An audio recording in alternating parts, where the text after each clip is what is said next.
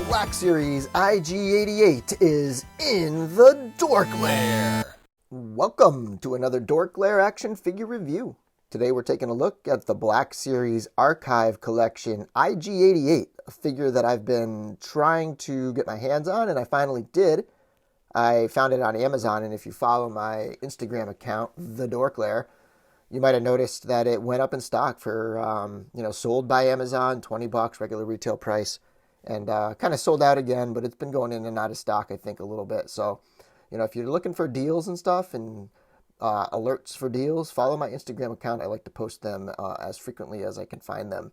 I think the most recent one I posted was it was like $30 for a 1,000 Toys synthetic human. Really good deal on that one, but that's also sold out now too. But anyway, so here's IG-88. It completes the bounty hunters from Empire Strikes Back for me. If you saw my Dengar video, you know I was on the hunt for this, and actually it was very short time later that I was able to find it. So very happy about that. The figure itself overall is sort of just okay, in my opinion. It's not Hasbro's best offering in the Black Series. I think it looks pretty good, but I do have a couple complaints. It's just not really a fun toy.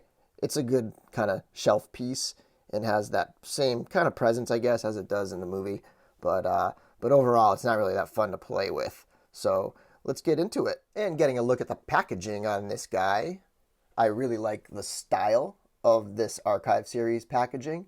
It's got a classic bubble sealed on with glue, so it's not really like a resealable product. But it definitely calls back to the early days of the Black Series, like the 2013-14 lines, where things were a little less shiny and red, and they were, there was something kind of like classy about the matte finish of those original ones. This kind of harkens back to it. But the nice thing is you do have a combination of that, plus what I think is the best part of the new packaging, which is the Gregory Titus artwork. Really nice right here. You got Archive on the side, character name here. Looking at the back of the packaging, nice big picture of IG-88 there. And then you have an image of the original blue box and a bio, the year it was put out, and a couple other languages and some warnings and whatnot. But I do like this packaging a lot. I do think that they're probably using weaker glue. Now, mine came from Amazon, and it was pretty well crushed because they sent it in an envelope, like a soft padded envelope. So it's hard to say how accurate my next comments are going to be, but I kind of wonder if they're using weaker glue again, or if they're having problems with their glue, because if you look right here, you'll see they're taping the package already, which suggests to me that the glue might not be quality. Like, I know that the vintage collection, they said that they fixed the glue issue, but these are taped up. And as evidence, mine's already pulling away. Now, again, this might be because it was sent in in an envelope, but you can see right there it's already pulling away. So overall, I like the packaging. I just wonder about the durability of that glue and whether or not that bubble is going to stay sealed on these things long term. So but pretty good packaging. And as for the paint, sculpt, and details on this figure, I think that's the highlight. It looks really good. It looks very metallic and kind of like, it's not rusty, but I don't know, sort of dirty and oily with these kind of various shades of metallic gold. You've got the red details in the face. It almost has like a old metal look to it with the paint job. Very nice and shiny. Silver. You've got some various like soft rubbery pieces running throughout, giving it some layered effect. Like this piece here is soft and rubbery, but it doesn't really break with the look of the paint job either. And then you have these elbow gasket type things to sort of mask the joint that's under there. And this is like a This is a much different thing. This is straight up rubber. I've heard of people's original IG-88s having that rubber deteriorate over time. So we'll see what happens with these archive figures. We'll see if they fix that at all. His shoulder strap has some nice silver buckling and details throughout, wrapping around to the back. You can see it's got a holster, a harness for a blaster, and then it's got the holes for that blade that he carries, his cleaver, which is frightening that this assassin droid carries a cleaver with him. Yeah, I mean, the paint and sculpt, I think, is really nice. And this is, it's a good looking figure. And then I have my gripes that come in with the articulation and the build quality on it. But the looks of the figure is really nice. And here's the whole crew together for a little size comparison. I will say this, that the Boba Fett in this picture is not the Black Series Boba Fett. This is the Mafex Boba Fett. But otherwise, these are the rest of the Black Series bounty hunters. And the Bossk is also the original Bossk, not the new one. I don't think there's any differences. I did see some pictures and the paint seemed a lot cleaner on some of the faces. I have some slop and stuff on mine, but the archive Bossk is, I think, mostly just exactly the same as this one. And again, the Mafex Boba Fett. IG-88 is a little petite, I think. Like, if you look at pictures, his head is massive in that. So, the scale might be a little off. And so for people who really are sticklers for scale, and for people who scale and accuracies get really annoyed and bothered by it, IG-88 is going to probably seem very small. But for my purposes, I think he fits in pretty well. He's taller than the other guys. He's just going to kind of stand there on my shelf. And I think he looks pretty good. Like, the finish on him is nice, and he's going to fit in well with these other figures, in my opinion. As for his accessories, he comes with this, like I mentioned earlier, this cleaver. It's got two different paint tones on there. It's got some weathering, sculpted weathering. It's seen a few bones, let's say. This cleaver slides right into these holes and can be stored just like this. And it looks pretty good, when you look at him right here, and you can see that cleaver behind him. It just adds to the menace of an assassin droid. And then this blaster, I assume that's what's supposed to go in here. I don't know exactly how it goes, but I find that if I slide it in like this, even though it's not like a tight fit, it seems to kind of work in there pretty well. And this doesn't have any extra paint, but it's nicely sculpted, and it's actually a decently stiff plastic. It's not the usual rubbery plastic, so I feel like this thing's going to hold its shape pretty well.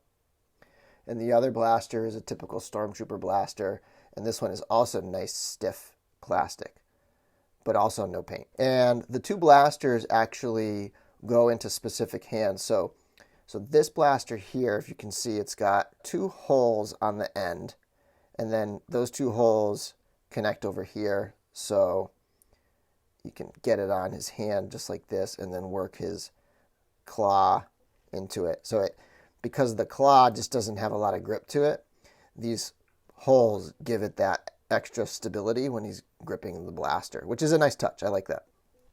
And then the same thing over here. So this one has just one hole, as does this rifle. And so you can just get that on like this, and it can stay in his hand pretty well.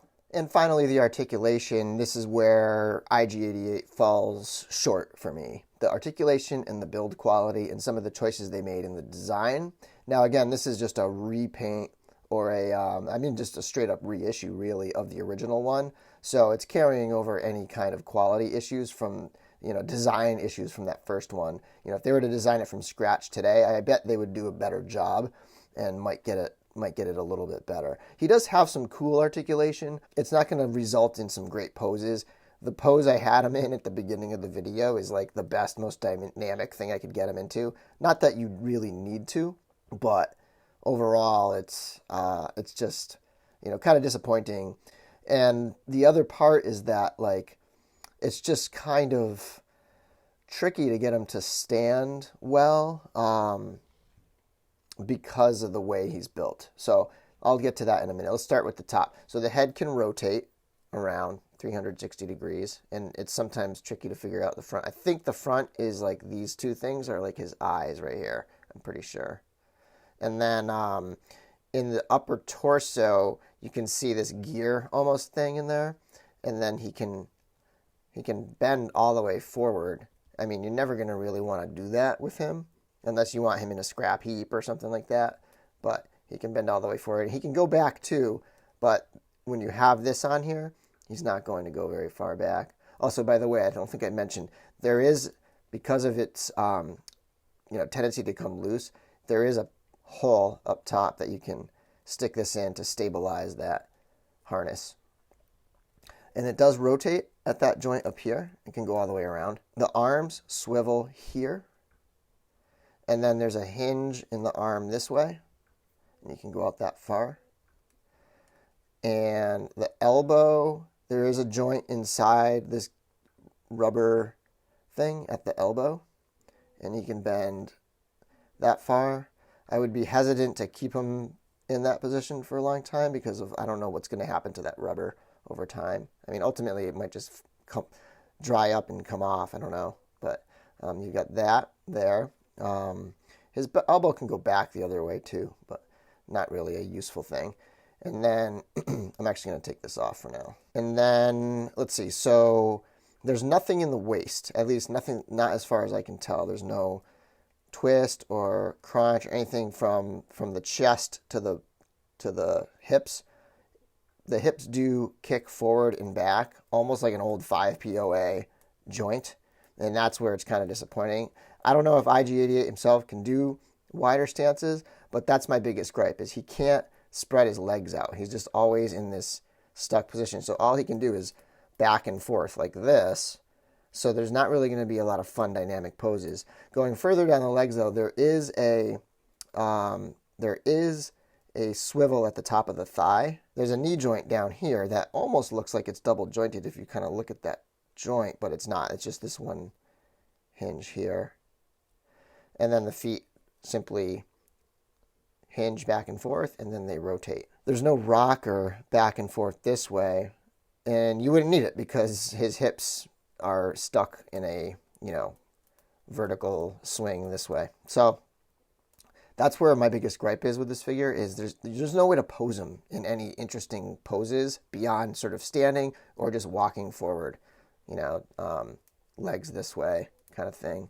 And it just becomes tricky. And, part of that is just the design of the character, but they could have put a ball joint here and had him capable of wider stances. I mean, that's kind of a bummer. And again, it's an older design. So IG-88 is a decent looking figure, but falls a little short in the articulation and the build quality. It's just, it's a bit of a letdown, quite frankly. But for $20, I'm happy with it. It fills that spot on my shelf. And I'm hoping one day to see Bandai do a model kit of IG-88. I would think that would be fantastic. I think they would get it nice and big and chunky and bulky and probably have better articulation than this.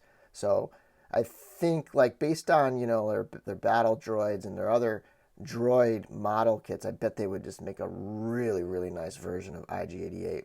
So overall, I'm happy I have it, but I am a little bit let down by the figure. Maybe if you're on the fence, just wait for clearance if possible. Wait to see it. I know that this thing is kind of hitting a lot of targets around the country, and a lot of those online stores have had them go on pre-order and so on. So it's out there. I don't know if it'll ever hit clearance, but if it does, maybe that's the time to buy it. Maybe like $15 or $12.99 or something like that. I don't know which of these archive figures are going to end up being like shelf warmers or whatever. The original IG-88 was up there in price, so this may never do that. Who knows? But overall, a little bit of a letdown. Glad I have it though, just to complete that set. And until next time, may the Force be with you. DorkLair.